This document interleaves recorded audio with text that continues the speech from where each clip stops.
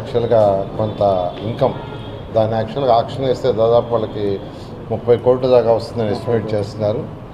దాంతో ప్రజలకు కావాల్సిన డ్రైనేజ్ కానీ రోడ్లు కానీ డ్రింకింగ్ వాటర్ అవన్నీ చేయడానికి వీలవుతుంది. అదేవిధంగా కొన్ని రోడ్లు వైడెన్ చేయాలని ఎమ్మెల్యే గారు యాక్చువల్గా చెప్తున్నారు. చాలా ఇబ్బందిగా ఉంది ట్రాఫిక్కి. ఆ రోడ్డు చేయకుంటే కష్టం అవుతుంది. దానికి కొంత ఫండ్స్ కావాలని యాక్చువల్గా చెప్పడం జరిగింది. దాని మీదకి వర్కౌట్ చేసి ఆ రోడ్డు కూడా వైడెన్ చేసే విధంగా చేయడం జరుగుతుంది.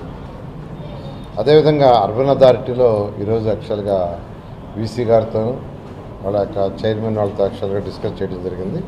అయితే దానికి సంబంధించి ఏ కాన్స్టిట్యున్సీ నుంచి ఎంత ఇన్కమ్ వచ్చింది, ఎందుకంటే ఏ కాన్స్టిట్యున్సీ నుంచి అర్బన్ అథారిటీకి ఎంత ఇన్కమ్ వస్తుందో ఆ కాన్స్టిట్యున్సీకే దాన్ని ఖర్చు పెట్టమని గవర్నర్ ముఖ్యమంత్రి గారు క్లారిటీ ఇచ్చారు. ఎందుకంటే ఆ కాన్స్టిట్యున్సీలో అటు లేఅవుట్స్కైనా బిల్డింగ్స్కైనా వాళ్ళు డబ్బులు కట్టారంటే ఆ మండలం కావచ్చు ఆ విలేజ్ కావచ్చు వాళ్ళకి ఫెసిలిటీస్ అరేంజ్ చేయాలి కాబట్టి చేయమన్నారు. దాని మీద క్లియర్గా ఈరోజు జేసీ గారికి ఇన్స్ట్రక్షన్ ఇచ్చాం.